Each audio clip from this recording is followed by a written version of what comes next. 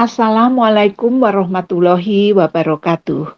Alhamdulillah wa syukurillah wassalatu wassalamu ala rasulillah wa ala alihi wa sobihi wa mawala wala haula wala quwata illa billah. Asyhadu alla ilaha illallah wahdahu la syarikalah wa asyhadu anna muhammadan abduhu wa rasuluh la nabiyya ba'dah. Segala puji dan syukur hanya bagi Allah SWT. Semoga solawat dan salam tercurah kepada junjungan kita, Nabi besar Muhammad SAW, keluarganya, sahabatnya, dan orang-orang yang memberikan perlindungan kepadanya. Tiada daya dan kekuatan kecuali dengan pertolongan Allah SWT. Aku bersaksi bahwa tidak ada Tuhan selain Allah yang Esa dan tidak ada sekutu baginya. Dan aku bersaksi bahwa Muhammad SAW adalah hamba dan utusannya dan tidak ada nabi sesudahnya.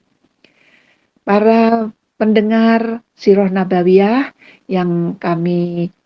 yang insya Allah dirahmati Allah SWT, kami doakan semuanya selalu dalam lindungan dan kasih sayangnya dan selalu sehat afiat.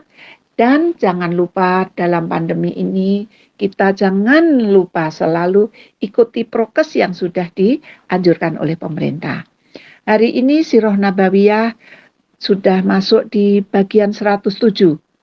Nah, kita dalam yang pendengar di Sirah Nabawiyah ini, semoga cinta kita terhadap Rasulullah SAW semakin tinggi dan kita menjalankan semua perintah Allah dan sunnah Rasulullah agar kelak di akhirat layak mendapatkan syafaatnya.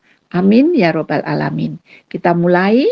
Allahumma sholli ala sayyidina Muhammad wa ala ali sayyidina Muhammad. Dalam bab 107 ini adalah perang sobekan kain.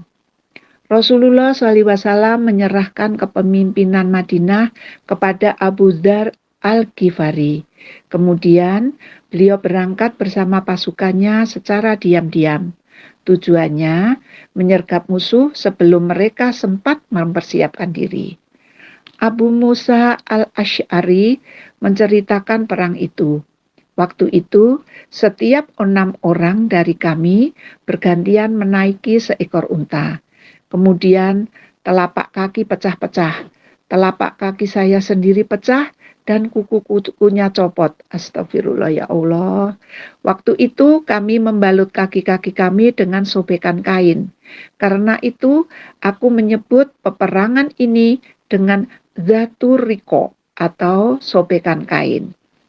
Sejumlah 400 orang sahabat dipimpin Rasulullah SAW berhasil melakukan serangan mendadak terhadap kumpulan pasukan Bani Ghatafan di Nakhal. Allah SWT menurunkan rasa takut di hati pasukan musuh yang jumlahnya jauh lebih besar itu sehingga mereka lari pontang-panting tanpa bertempur sama sekali. Harta dan kaum wanita ditinggalkan begitu saja untuk ditawan pasukan muslim. Setelah kemenangan gemilang itu, Rasulullah SAW dan para sahabatnya bersiap diri menghadapi serang balik musuh. Dalam keadaan seperti itu, Rasulullah SAW memimpin sahabatnya melakukan sholat khauf, yaitu sholat dalam keadaan takut. Satu kelompok berbaris bersama Rasulullah SAW, sedangkan kelompok yang lain menghadap musuh. Kelompok pertama kemudian sholat bersama Rasulullah SAW, lalu beliau berdiri tegak ketika kelompok pertama menyempurnakan sholatnya.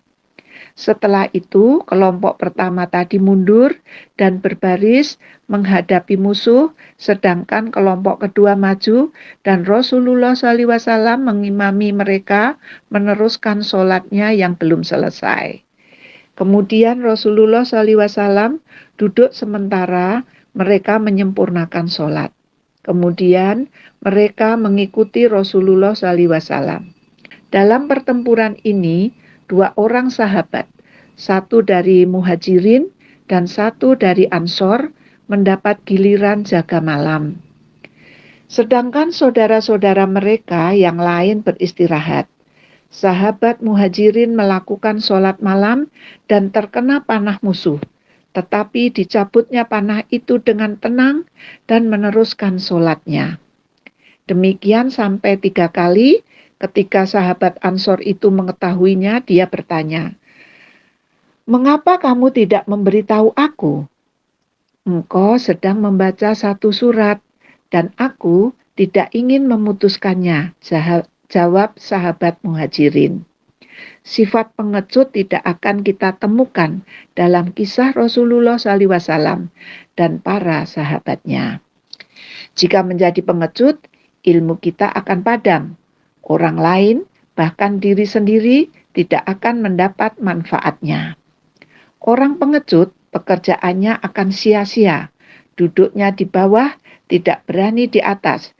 Dia hanya menjadi pengikut, tidak berani diikuti. Setelah kemenangan pada Perang Badar kedua, Rasulullah SAW memerintahkan para penyair Muslim untuk menyebarkan syiar Islam tentang kemenangan dan kegagalan pasukan Quraisy. Tidak hanya sampai di situ, para penyair itu juga mencela Abu Sufyan dan pasukannya. Hal itu tidak dibiarkan oleh sekutu Quraisy yang paling kuat, yaitu Bani Mustolik. Bani Mustolik adalah penguasa perdagangan. Mereka mempunyai banyak harta dan budak-budak kulit hitam. Selain itu, mereka membiarkan orang-orang Quraisy menjadi pemimpin mereka karena orang-orang Quraisy lah yang tinggal di dekat Ka'bah, tempat patung-patung Tuhan mereka diletakkan. Bani Mustolik mengutus para penyairnya menemui Abu Sufyan untuk menghibur pemimpin Quraisy itu. Para penyair melantunkan kata-kata cacian bagi Rasulullah SAW dan para sahabatnya. Al-Haris, pemimpin Bani Mustolik, juga mengajak suku-suku di sekitar Bani Mustolik untuk berkumpul menyusun pasukan. Semua suku yang mendukungnya adalah mereka yang bertempat tinggal di tepi Laut Merah. Selanjutnya, Bani Mustolik maju sebagai komandan perang pasukan gabungan itu. Bendera kini diserahkan orang Quraisy kepada Al-Haris. Dari kemampuan tempur Al-Haris memang lebih pantas menjadi panglima dibandingkan Abu Sufyan. Di bawah kepemimpinannya, semua persiapan pasukan dilakukan dengan sungguh-sungguh. Rasulullah SAW mengetahui bahwa pasukan ini akan menyerang Madinah.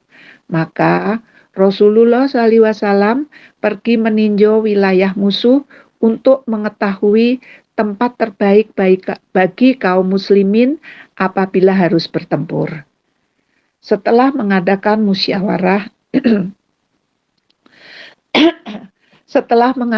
musyawarah dengan para sahabatnya, Rasulullah SAW memutuskan untuk menyambut pasukan musuh.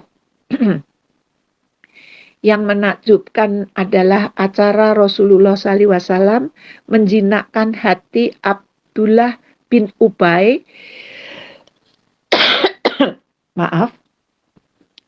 yang sebenarnya sangat membenci kaum muslimin.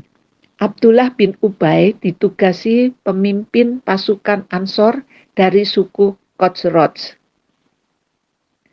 Rasulullah SAW kemudian mengundi di antara istri-istrinya, siapakah di antara mereka yang akan diajak mengikuti pertempuran. Ternyata nama Aisyah yang keluar, maka Aisyah bisa dinaikkan ke unta yang khusus disediakan untuk beliau. Penyair berperan penting dalam perang Urat Saraf.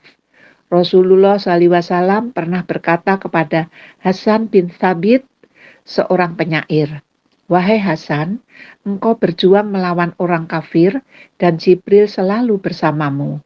Ketika sahabatku bertempur menggunakan senjata, engkau bertempur dengan kata-katamu. Bab 107 sampai di sini dulu. Kita bertemu esok bab 108.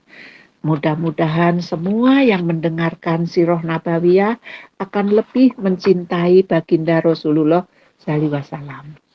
Kami tutup Sirah Nabawiyah hari ini dengan doa kafaratul majelis.